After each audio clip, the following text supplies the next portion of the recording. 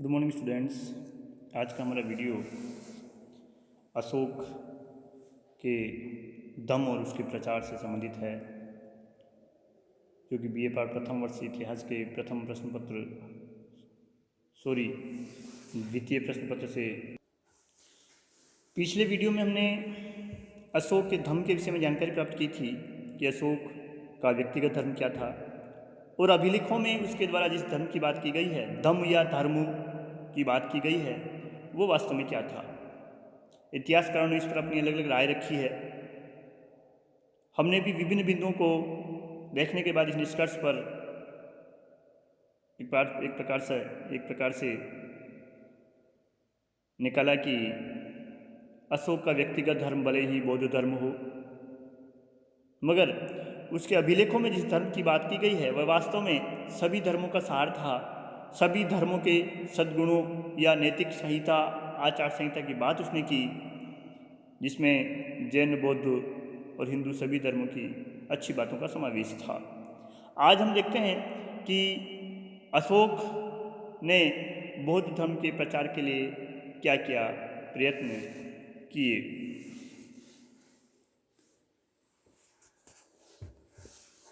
अशोक ने बौद्ध धर्म के प्रचार के लिए अपने विशाल साम्राज्य के असीमित साधनों का प्रयोग किया।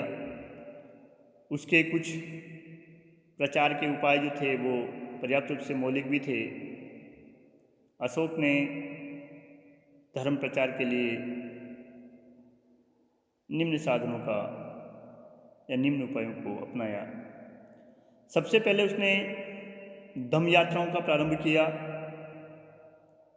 अपने राज्याभिषेक के 10वें वर्ष यानी 259 ईसा पूर्व में उसने बोध गया की यात्रा की, जहाँ की महात्मा बुद्ध को ज्ञान की प्राप्ति हुई। 20वें वर्ष में उसने लुम्बिनी की यात्रा की, जहाँ महात्मा बुद्ध का जन्म हुआ, और अपनी लुम्बिनी यात्रा के दौरान उसने वहाँ के कर को घटा करके 1/8 कर दिया। इन धम्म यात्राओं में वह ब्राह्मणों और श्रमणों का दर्शन करता, उनको दान देता, वृद्धों का दर्शन करता और उनके पोषण की व्यवस्था करता था। जनपद के लोगों का दर्शन, धम्म के संबंध में लोगों से अनेक प्रश्न करना इत्यादि इस दौरान उसकी कार्यविधि में सम्मिलित हुआ करते थे। अशोक ने कुल 256 रातें धम्म यात्रा में व्यतीत की और अपनी जनता को बौद्ध धर्म की ओर आकृष्ट किया। उसने कुछ राजकीय पदाधिकारियों की नियुक्ति की। अपने 3 एवं 7वें स्तंभ लेख में वह कहता है कि उसने युक्त राजुक एवं प्रादेशिक नामक नए अधिकारी नियुक्त किए, जिनका कार्य जनता के बीच जाकर के धर्म का प्रचार करना, उनको धर्म का उपदेश देना इत्यादि था। इसके अलावा इन अधिकारियों को उसने प्रति 5वें वर्ष अनुसंज्ञान यानी प्रशासनिक दौरा करने का आदेश दिया। कभी कभी प्रश्न आता है अनुसंज्ञान क्या था, तो अशोक के राजकीय पदाधिकारियों युक्त राजुक और प्रादेशिक का प्रति 5वें वर्ष अपने कार्यक्षेत्र का दौरा अनुसंज्ञान कहलाता था।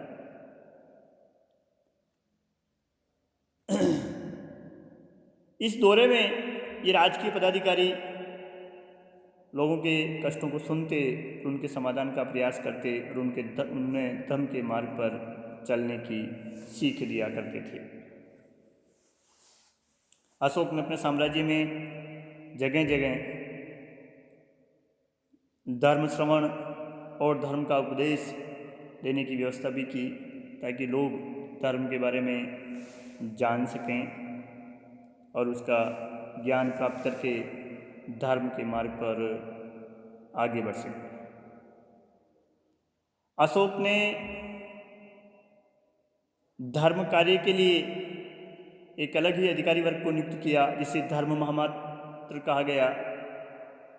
अपने राज्याभिषेक के 13वें वर्ष यानी 256 ईसा पूर्व में उसने धर्म महामात्रों की नियुक्ति की। 5वां शिलालेख इस प्रकार की बात करता है। इन धर्म महामात्रों का कार्य विभिन्न धार्मिक संप्रदायों के मध्य द्वेष भाव को समाप्त करना और धर्म की एकता पर बल देना था। इसके साथ ही ये धर्म महामात्र दान की समुचित व्यवस्था भी करते थे और जो लोग विभिन्न अपराधों में जेलों में बंद होते थे उन्हें भी यह धर्मोपदेश या धर्म के मार्ग पर चलने की शिक्षा दिया करते थे ताकि उनका परलोक सुधर सके। तो इस प्रकार धर्मामात्र की नियुक्ति अशोक की अपनी मौलिक उपज थी, जिनका प्रमुख कार्य ही जनता को नैतिक मार्ग पर चलने की शिक्षा देना था या उस ओर प्रेरित करना था। अशोक ने कई दिव्य रूपों की झांकी निकलवाई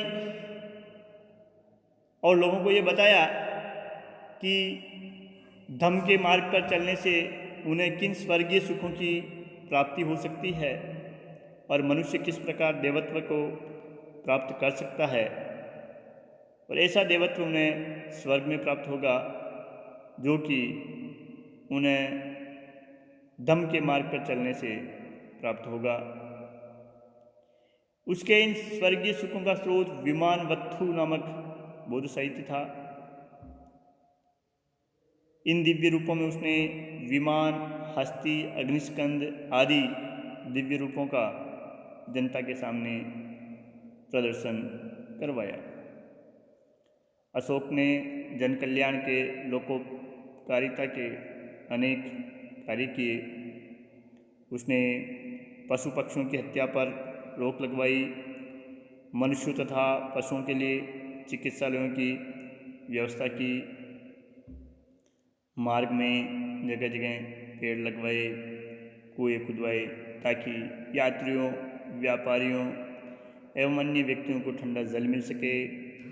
वृक्षों के फल खा करके वह अपनी भूख मिटा सके। चिकित्सालय में औषधियाँ मुफ्त दी जाती थी ताकि लोगों को रोगों से मुक्ति मिल सके। ये भी उसका एक धार्मिक कार्य था। इसके अलावा अशोक ने धर्म से संबंधित जो बातें थी उनको शिलाओं एवं पाषाण स्तंभों पर उत्कीर्ण करवाया। अशोक का दूसरा स्तंभ लेख धर्म की बात कहता है। अशोक का 5वां शिलालेख धर्म महामात्रों की नियुक्ति की बात करता है। इसके अलावा उसके अन्य लेख भी धम्म के सिद्धांतों से भरे पड़े हैं। अशोक ने धम्म प्रचार के लिए पहली बार जो कार्य किया वो था विदेशों में धर्म प्रचारकों को भेजना। अपने दूसरे और 13वें शिलालेख में वह इन प्रचारकों का उल्लेख करता है। 13वें शिलालेख में ऐसे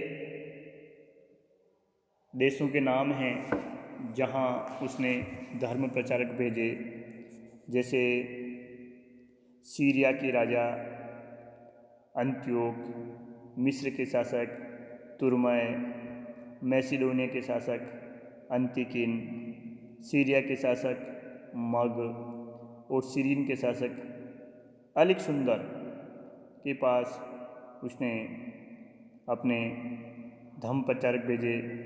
और वो कहता है कि इन यवन शासकों ने भी बौद्ध धर्म ग्रहण कर लिया था। यूनानी शासक अंत्योक या एंटियोकस द्वितीय का नाम अशोक के अभिलेखों में कई बार हुआ है। यद्यपि रिजी डेविड्स कहते हैं कि अशोक ने धर्म के प्रचारक केवल भारतीय सीमा में ही भेजे, वो कभी यवन देश गए ही नहीं। और अशोक इनका उल्लेख अपने अभिलेख में करता है। महावंश में उन धर्म प्रचारकों की सूची भी मिलती है जो तृतीय बौद्ध संधि थी, जो अशोक के शासनकाल में पाटलिपुत्र में आयोजित हुई थी। उसके बाद धर्म प्रचार के लिए भेजे गए थे। मैंने उनकी एक सूची यहाँ स्लाइड में भी इंसर्ट की है, जिसके अनुसार